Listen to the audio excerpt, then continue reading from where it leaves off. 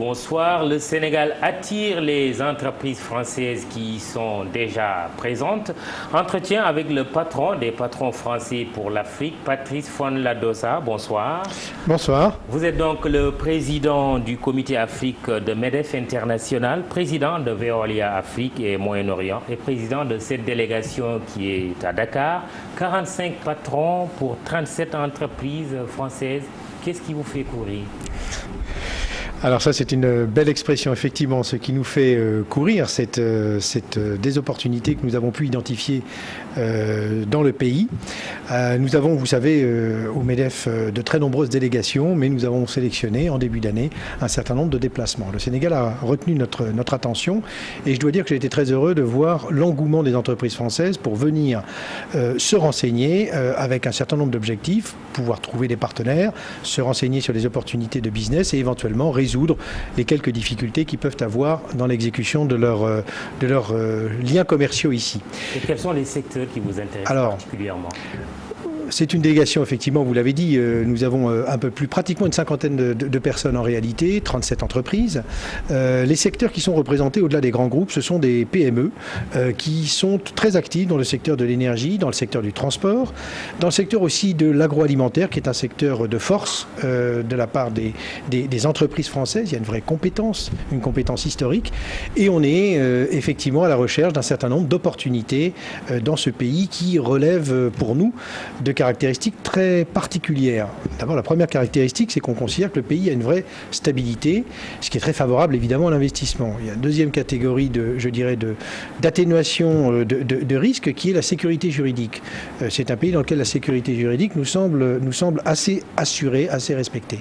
Et puis enfin, il y a quand même, j'allais dire, un tissu local de PME, d'entreprises qui sont très actives et qui souhaitent développer des partenariats avec les Français pour pouvoir attirer les Français et faire des co-constructions d'entreprises. Donc ça, pour nous, c'est effectivement un élément très important. On va en parler tout à l'heure, mais quand vous parlez du transport ici, au Sénégal, tout le monde pense au train express régional. Oui. Il s'agit bien de cela ? Il s'agit bien de celui-là, oui, bien sûr. Alors, il y a d'autres projets dont on a parlé, puisque nous avons eu la chance d'être reçus à la fois par Monsieur le Premier ministre et puis un certain nombre de membres du gouvernement lors de cette délégation, de ce déplacement. Mais effectivement, le projet phare sur lequel les entreprises françaises se sont positionnées, c'est ce fameux TER sur lequel l'offre française a réussi effectivement à se mettre dans les meilleures dispositions. 568 milliards de francs CFA, près d'1 milliard d'euros pour une distance de 57 km. Cela fait débat ici. Ce n'est pas cher payé, ça ? Parce que vous le rapportez au kilomètre, je pense que vous pourriez aussi tout aussi bien le rapporter au nombre d'heures perdues. Il est clair qu'aujourd'hui, par exemple, la congestion urbaine est un phénomène qui fait perdre énormément d'heures de travail et d'heures d'opportunités pour l'ensemble des Sénégalais. Donc effectivement, vous le rapportez au kilomètre, mais il faut le remettre dans son contexte. Le contexte est celui d'une cité, vous l'auriez fait en France capitale. Sur cette distance-là ? C'est pas forcément la distance. Je vous le dis, c'est plutôt le phénomène de concentration urbaine. Vous auriez été dans une ville, par exemple, avec une concentration urbaine aussi condensée que celle de Paris, oui, bien sûr. Ça fait partie des choses sur lesquelles l'investissement public, d'ailleurs, est un investissement absolument essentiel. Oui, mais le TR, c'est des emplois. On parle de près de 10 000 emplois. Vous confirmez ce chiffre ? Oui. Alors effectivement, le chiffre de 10 000 emplois qui a été avancé, c'est un chiffre effectivement sur l'ensemble de la durée du chantier d'opération. Il y aura certainement à la fois au moment de la période de construction des milliers d'emplois, mais ce qui est important, c'est de voir ce que ça crée en termes de pérennité. C'est-à-dire que vous avez ensuite une opération et une maintenance sur le long terme, sur lequel les Sénégalais vont être formés et pourront assurer effectivement l'opération et la maintenance de leur outil. J'insiste quand même sur l'opportunité, parce que c'est beaucoup d'argent, 568 milliards pour un pays comme le Sénégal. On compare cela à d'autres pays comme le Nigeria, le Maroc, en disant qu'ils ont construit des lignes ferroviaires très importantes sur des distances beaucoup plus longues et beaucoup moins chères. Vous répondez quoi ? Alors, vous le rapportez à nouveau parce que vous avez cette analyse unique qui est celle de la longueur et du kilomètre. Dans le financement que vous avez cité tout à l'heure et sur le chiffre qui est effectivement très important, vous le savez, des bailleurs de fonds viennent appuyer l'investissement public. Il n'y a pas que de l'investissement public, bien évidemment. Il y a l'investissement aussi qui vient de la part des bailleurs de fonds pour pouvoir lancer cette politique de déplacement urbain. Par rapport aux autres pays dont vous parlez, il y a effectivement un prix au kilomètre, mais il faut parler de choses qui soient comparables. Le Maroc, par exemple, aujourd'hui, est plutôt dans de interurbain. C'est donc de ville à ville que le coût kilométrique s'analyse. Ça n'est pas dans un phénomène de concentration et de train express régional. On est, par exemple, vous le savez, sur le Maroc avec des lignes à grande vitesse. En tout cas, c'est ce que Sa Majesté serait vraiment preneur de ça. Les politiques publiques sont décidées. A une histoire bien sûr, ferroviaire. Et vous le savez très bien. C'est vrai. Et les politiques publiques sont designées, sont organisées par l'autorité publique. Les entreprises sont là pour mettre en œuvre la volonté publique, et rien d'autre d'ailleurs. Donc l'intérêt, en fait, c'est d'essayer de sécuriser dans un délai le plus comprimé possible la volonté publique telle qu'elle a été imaginée et dessinée.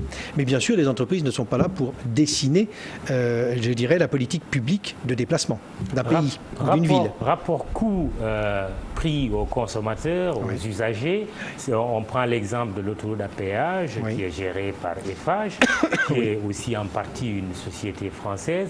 Est-ce que vous pouvez garantir aux Sénégalais que le TER ne va pas coûter cher, les usagers qui auront à prendre le TER? Je ne vais pas garantir que ce soit.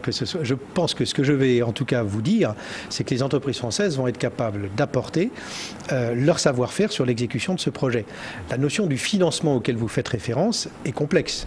Comme je vous l'ai dit, il y a effectivement à la fois une partie d'investissement privé, une partie d'investissement qui sont publics, bien évidemment, et c'est bien la combinaison dans le tarif qui sera mis en œuvre, qui sera un tarif qui devra être évidemment acceptable pour les populations, qu'on verra effectivement l'équilibre de cette opération. Mais je suis très confiant sur le fait que ceux qui ont designé le modèle économique, et encore une fois, ce ne sont pas les entreprises qui designent le modèle économique, ceux qui ont designé ce modèle économique ont fait organiser la grille tarifaire de manière à ce qu'elle soit acceptable pour les populations.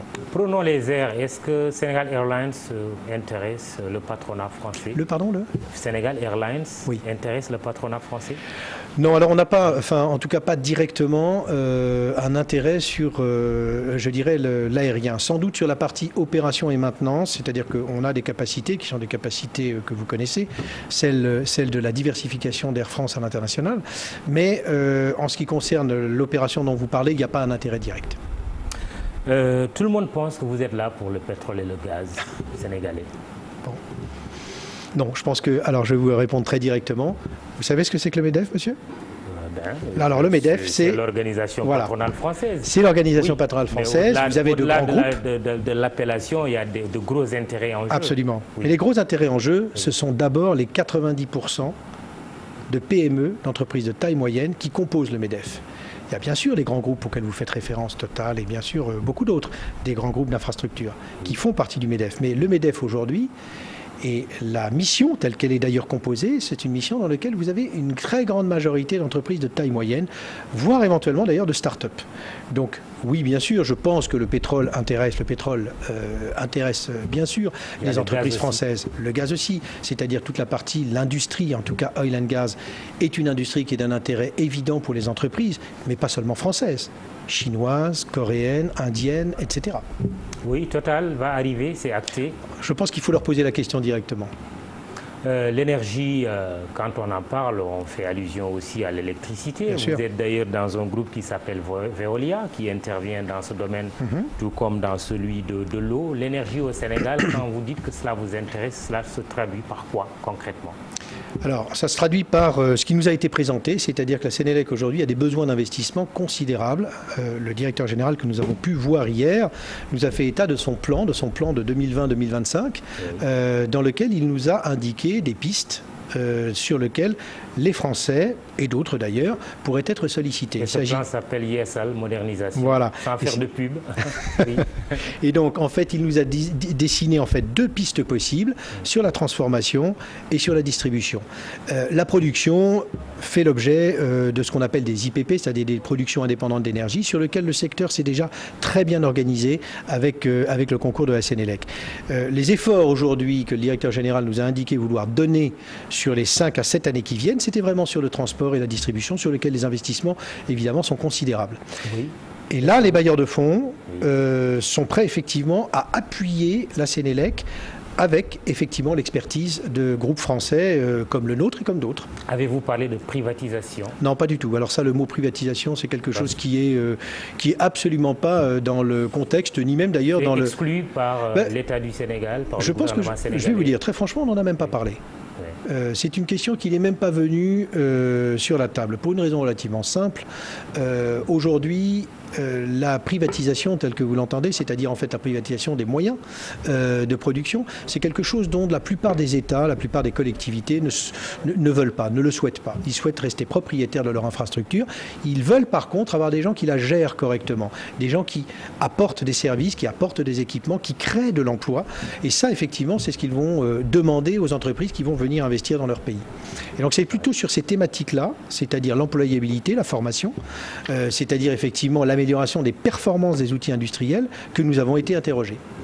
À propos de l'eau, Veolia est au Sénégal. Il n'y a pas longtemps, vous avez gagné un gros marché qui consistera à traiter 40 000 mètres cubes d'eau par jour pour un chiffre d'affaires de 4,9 milliards de francs CFA. Il s'agit d'une usine de déferrisation. Déferrisation, c'est ça. Oui. Vous en êtes où aujourd'hui? Écoutez, nous avons signé ce marché. Alors, ce n'est pas un marché immense au regard de ce que fait aujourd'hui le groupe Veolia en Afrique. Ça n'est pas un marché considérable. Mais c'est un premier pas sur lequel les avancées technologiques que nous allons pouvoir mettre en œuvre vont démontrer la capacité du groupe Veolia à, disons, atténuer et résoudre un problème qui jusqu'à présent ne l'avait pas été. Donc c'est vrai qu'il y a une contenance assez forte aujourd'hui en fer dans l'eau dans votre pays. Et donc effectivement, il s'agissait de trouver le procédé technique le plus rapide et le moins coûteux bien évidemment pour pouvoir traiter cette question.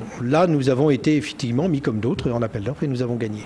Mais je voudrais, si vous le permettez, rajouter que je voudrais pouvoir parler aussi des entreprises qui m'ont fait confiance pour cette délégation, beaucoup plus que celle du groupe Veolia. Oui, alors justement, votre homologue sénégalais Baïdi Agne, qui est à la tête d'une des organisations patronales sénégalaises, le CNP, a dit que les entreprises françaises au Sénégal représentent un quart des recettes fiscales et du PIB sénégalais.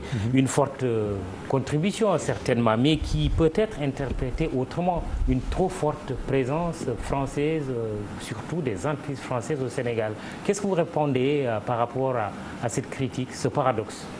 C'est un paradoxe, effectivement, puisque quand on l'exprime en point de PIB, venant d'entreprises qui ne seraient pas du territoire, ça peut être considéré comme choquant. Ce que je voudrais ajouter par rapport à ce qu'a dit mon confrère, et je pense qu'il ne me démentira pas, vous lui poserez certainement la question, c'est que ces entreprises dont on parle, elles sont de droit sénégalais, au Sénégal. Souvent, bien sûr, des filiales d'entreprises françaises. Elles ont des partenaires locaux qui payent des impôts, qui emploient des Sénégalais. Donc il faut regarder la valeur ajoutée en fonction à la fois de ce que ces joint ventures, ces participations, ces filiales apportent à l'économie du pays, mais bien évidemment aussi en termes de formation et d'emploi pour les jeunes. Le plus souvent, vous raflez les gros marchés, vous laissez des miettes aux entreprises locales. Ah, ça, c'est ça qui peut être choquant. D'accord, alors ça c'est une déclaration, mais je ne la suis pas du tout, parce que d'abord, on ne rafle pas. Si jamais on gagne un marché, on le constate. Non, oui. Les appels d'offres ici existent. Vous avez un code des marchés publics qui est parfaitement respecté par l'ensemble des entreprises, qu'elles soient françaises d'ailleurs, ou qu'elles soient d'autres pays. Donc si nous gagnons, et bien évidemment on en est tout à fait heureux, on le gagne dans des conditions d'équité, dans des conditions de transparence, qui sont celles que les donneurs d'ordre imposent, et c'est tout à fait normal et légitime.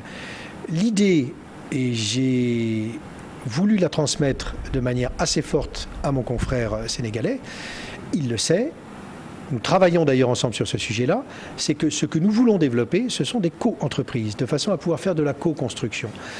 Faire, comme vous le dites, des profits dans un pays pour effectivement extraire ce profit et le retirer du pays est une vision passéiste des choses. Aujourd'hui, nous devons nous intégrer, et pour nous intégrer dans les pays et pour pouvoir durer, parce que c'est ça la vocation des entreprises françaises, nous sommes là pour essayer de rester longtemps, il faut avoir, une véritable compétitivité, et deux, que nous travaillons localement avec les intérêts locaux. Prenons les choses inversement. Oui. Dans quel domaine une entreprise sénégalaise peut investir en France? Ça, c'est une très bonne question. On a commencé à y réfléchir. Alors, je ne sais pas si elle est bonne, mais elle est très bonne. Elle est très bien. C'est une très bonne question, effectivement. Aujourd'hui, ça fait partie des nouvelles orientations du MEDEF International. Nous avons créé pour ce faire un indice d'ailleurs de start-up qui s'appelle le Up 40, dans lequel nous allons choisir 40 entreprises. Il y en a déjà un peu plus de 23 à 24 qui ont été choisies aujourd'hui, à la fois africaines et françaises, donc les deux, pas uniquement françaises, mais africaines et françaises, et nous allons les accompagner pour les aider à porter leurs projets, que ce soit du continent africain vers la France ou de la France vers le continent africain. Dans quel domaine vous avez besoin des entreprises sénégalaises africaines? Alors aujourd'hui, je pense qu'aujourd'hui, les entreprises sénégalaises sont par exemple dans le domaine de l'agro-industrie. C'est une évidence. Il y a un marché qui est tout à fait possible aujourd'hui en France, tout simplement parce que les produits aujourd'hui agricoles du pays sont des produits que les Français adoptent et que les Français apprécient. Dernière chose, c'est juste votre avis sur le partenariat public-privé. Oui. Est-ce que l'heure n'est pas venue de faire une évaluation? Le président Macky Sall a eu à dire en 2015 au Forum de l'émergence, les modèles de contrats qui sont validés dans ces partenariats, les privatisations notamment, rémunèrent de façon excessive les charges fixes au détriment de la rémunération sur l'investissement. Votre avis? Alors bon, je comprends. Ce sont effectivement des modèles de PPP. Vous savez que sous cette dénomination de partenariat public-privé, vous pouvez mettre toutes sortes de cadres contractuels, notamment des concessions, mais aussi des contrats d'affermage, mais aussi des contrats de performance. Tout réside dans la façon dont sont réparties et les responsabilités et les rémunérations dans le cadre de ces contrats. Je crois que pour pouvoir équilibrer les choses, et je pense que si vous me le permettez, le président avait tout à fait raison de rappeler un certain déséquilibre, c'est qu'il faut que quand on négocie un contrat, il y ait véritablement une vraie responsabilité partagée et qu'on ait de chaque côté de la table des gens qui défendent leurs intérêts de façon à ce qu'il y ait un équilibre.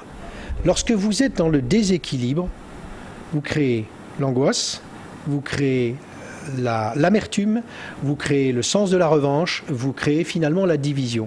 C'est quelque chose que nous comprenons très bien, nous les entreprises françaises, nous savons très bien qu'on ne peut pas rester dans cette vis-à-vis où vous avez une entreprise qui vient vendre son service, vendre son équipement et s'en aller. Depuis quand êtes-vous devenus des philanthropes? Ce ne sont pas des philanthropes. La richesse, ça se partage. Car encore une fois, si vous voulez que la richesse dure, il faut la partager. Vous ne pouvez pas vous l'approprier à vous seul.